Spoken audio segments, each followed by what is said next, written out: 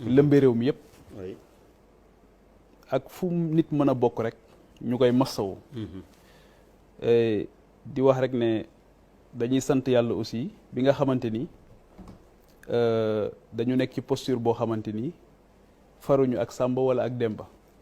waaye dañ naan Sénégal rek la ñu féeteel tey waaw wax rek te jëmmi sunu borom tax moo tax déjà damay tàmbali rek effectivement comme ni ko Gabriel defee soxna Gabriel mooy condamné sama mbokk heure xamoon naa ni Diagne rek la mën a sant mooy li mu daaneele ci soxna si nga xamante ni moom moo nekk en cause ndax yàlla moom moo teral doomu aadama donc ak nu mu mën a mel te wax dëgg gisuma nu mu mel sax waaw waaye nu mu mënoon a mel rek war nañ ko ruse suñu borom xam ne yàlla ko binde noonu donc loolu lu mat a bàyyi xel la ci suñu relation yi ñuy am entre ñun mooy joxante cër bi joxante yitte te loolu tamit dafa bokk beneen pathologie la boo xamante ni suñu réew yi dañu ko am ndax tey jii boo demee ci suñu biir société daanaka boo wàññeekoo boo amee benn cër bu wàññeeko wala am lu sikk ci sa yaram sa environnement immédiat ñoo la koy njëkk a faire remarquer ñoo lay njëkk a def benn complexe donc c'est pas du kaawu soxna si mais damay ciy profito wax ne il faut que la dignité humaine bi may wax tout le temps il faut que ñu bàyyi ko xel c'est extrêmement important la dignité humaine ci suñu relation yi donc suñu borom bi ma doon tudd léegi moom lay njëkk a évoquer ci mbir mi xew nii su ma nee suñu borom mooy feebar Abdoulaye Der mën naa dal ku nekk feebar yàlla suñu borom mën na koo teg ku nekk donc souvent cëru yàlla daf ciy am ku nekk tamit ci suñu société ba tey am na lu ko dal mu dem dàmpalu ji ñu dem ñu dàmp ko ci koñ bi boo amee doom sax dañuy ñëw dàmp la dañuy ñëw di la ko dàmpal wala ñu moccal la ñun temps yi ñi nekk caajaay comme buubu day bañ ma tudd caajaay amul dëkk bu ko gën a jege nga naan booru dëkk boobu pour mën a bàyyi caajaay bu nooy tuuti saa caajaay waaw donc bi ñuy nekk mais caajaay man ak métro ko bokk donc caajaay boobu bañ fay nekk boo nekkee bi ñuy nekk di football nekk xale soo gaañoo dañuy la yóbbu ñu mocc la boo rëqee ñu mocc la te bañ lay mocci wala ba ñuy woo soxna si muy ñëw ci kër gi di la dàmpal sa doom kenn du ne waaw kii ndax kinésithérapeute la wala ndax am na anatomie xam na anatomie wala déet je fais une réflexion globale li tax loolu mooy beneen question dafay dugg mooy mën-mën day dugg mën-mën ndax sa loxo am na fu mu jote feneen foo xamante dinañ la mën a defal loolu wala fii rek nga mën a yem su question mën-mën duggee ki nga xamante ni ci moom la mbir mi dal muy aussi bien Ousmane Sonko bi jógoon dem foofu wala soxna sa fa nekkoon di ko waroon jox service bi Ousmane Sonko dañu wax ne dafa nekk député nekk représentant du peuple di fayeeku 1,3 francs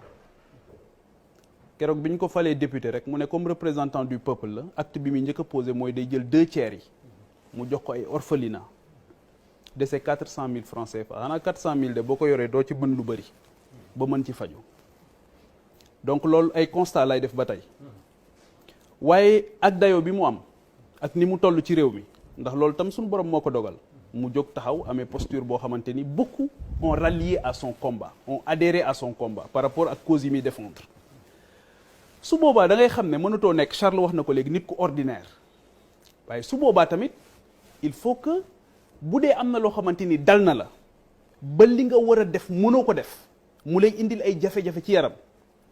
il faut que nga waxtaane ko ak ñi nga xamante ni ñoom nga ko seqal ba ñu xam ko def ci liñ ci war a def ndax yàlla jox na ko ñoo xamante ni tey yitte bi ñu am ci moom ak yéene bi ñu am ci moom bu ñu xamoon ne am na lu ko dal loo xamante ni mën na constituer handicap ci moom pour mu mën a def li nga xamante ni moom moo tax ñooñu fonk ko jox ko bopp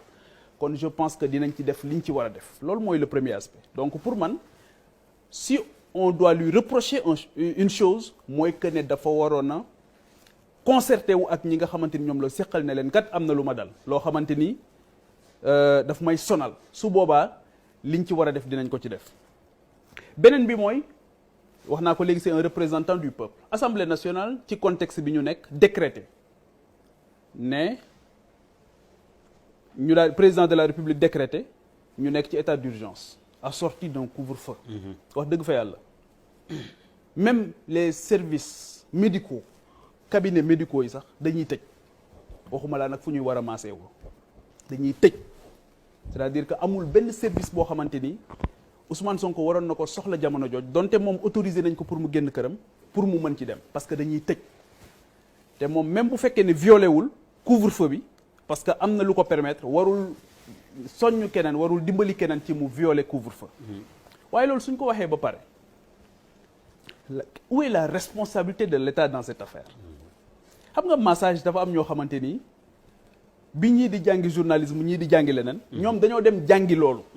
réew moo mën di dem ci àdduna bi dafa am ñoo xamante ni seen xam-xam dafa màcc ci loolu ndax doomu aadama daf ko yittewoo am na foo xam bu fa tollee ci dundam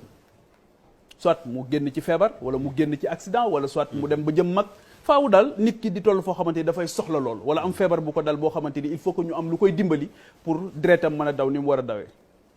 mais ñun coow li moo ngi bari yëpp mais ba tey bàyyiwuñu xel ñooñ nga xamante ni ci secteur boobu lañ nekk di ci dundal seen njaboot te fi mu ne nii am na nu ñuy jëlee coow li secteur boobu c'est dem na yoonam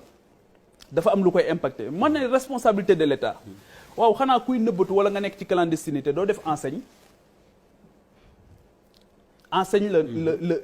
la structure bi def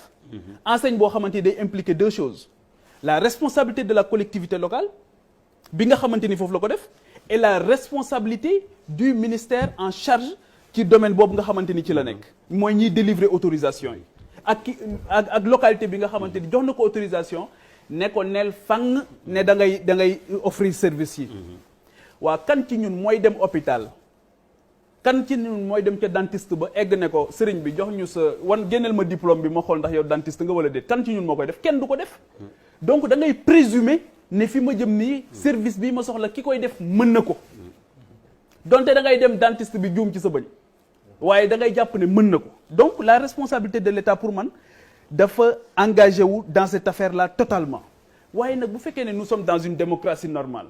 lii nii dafa waroon a nekk une affaire civile waaye nag wax nañ ko léegi dalul ci n'importe qui moo tax pour ñu jàppee ko une affaire civile rek ak lim implication yi mu am ñu gis sax des représentants de l'État du Sénégal ak ñeneen ñoo xamante ni dañoo gis ak ñuy jubilé ñii di tëb di dal ñii kontaan ci ñii bëgg ci su boobaa mooy li nga wax léegi dañuy interroger société bi ñu nekk d'abord mais dañuy interroger histoire parce que aussi il s'agit de la justice c'est vrai on n'a pas de problème avec notre justice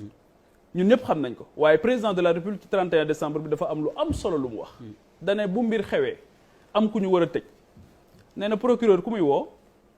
ñu ne ko procureur des ministres de la justice lay woo mu ne ministre de la justice ku muy woo ñu ne ko président de la République lay woo mu ne président de la République moom mooy xool ndax kooku bu ñu ko tëjee mooy apprécier nee na moom président mooy apprécier ndax kooku bu ñu ko tëjee ay nit day dee wala déet moo tax li nga doon wax léegi ne citoyen d'égale dignité loolu daf koy remettre en cause parce que ñoom dañoo njortu ne diw bu ñu ko tëjee nit ñi dañuy dee mu ne kon du ñu ko tëj nañ xool yeneen yoon yu ñu ko jàppee donc loolu tamit dafay indiwaat beneen problème par rapport à quelle justice nous avons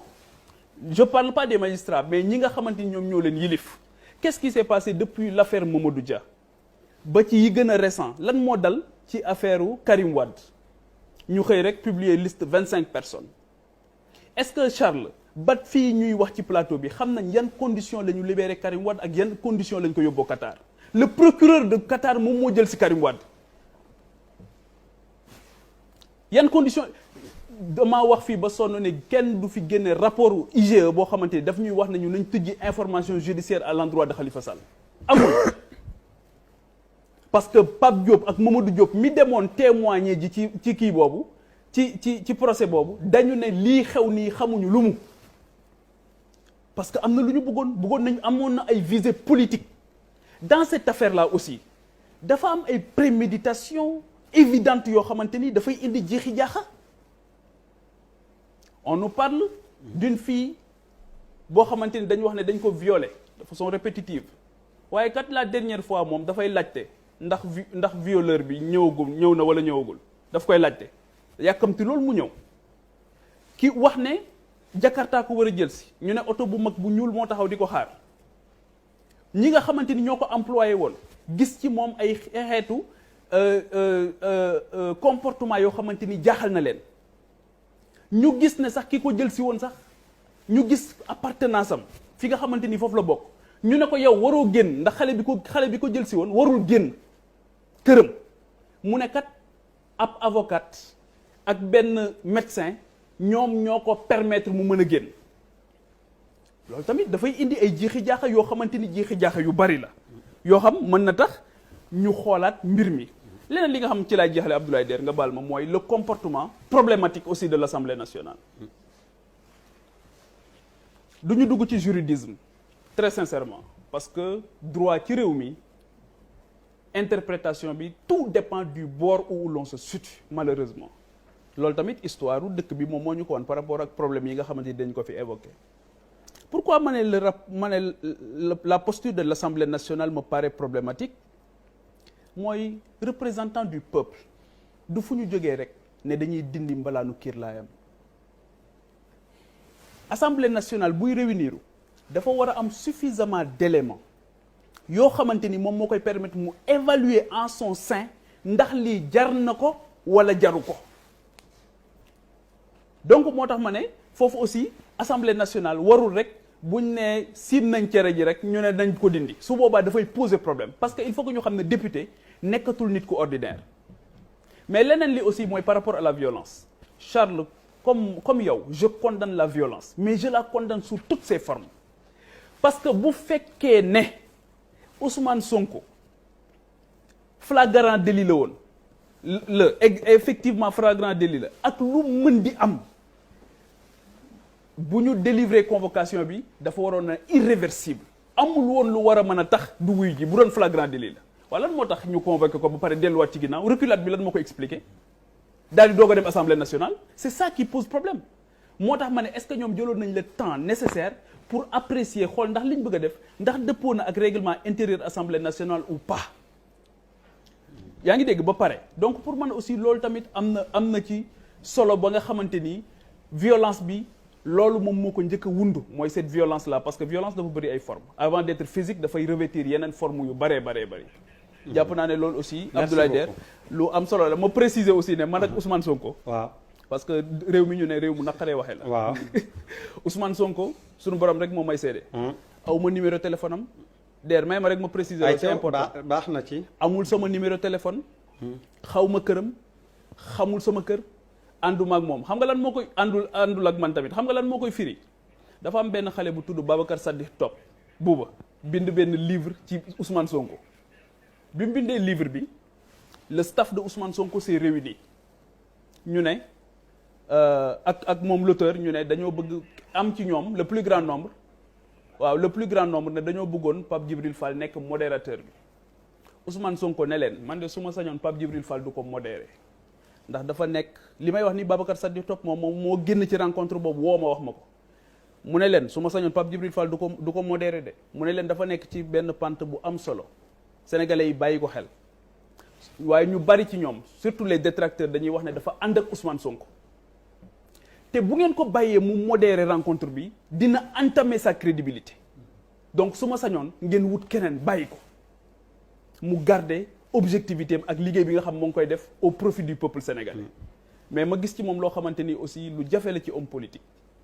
ndaxte loolu gain politique bu doon homme politique yi ma xam gain politique bi dina leen jaral ñu sacrifier gone googu waaye moom tamit laa gis mu toog ci Sénégal ñu informer ko ne ko banque de sang yi jeex na de mu ne njabootam jóg leen kenn ku ci nekk fa nga nekk demal may ji deret Ousmane Sonko laa gis vacances jot mu ne gars yi mu ne waa këram vacances agricoles patriotiques musuma ko dégg ci njabootu kenn ci way politique yi Ousmane Sonko boobu tamit laa gis ci année bii ren ak année bi ni mu problématique mu wax les enseignants yi bokk ci parti yëpp nañu dem joxe ay cours particuliers ay cours vacances te jëm yàlla rek tax kooku je pense que bu nekkee en cause il faut que ñu jël ko à sa juste valeur bañ ko neenal mel ni dafa dal doonte nous sommes d'égale dignité waaye nag égale dignité xam nga fan lay yem mooy ñi pare pour questionner l'intérêt général ak ñi nga xam seen bopp rek moom moo leen yitteel. Bouba bismillah.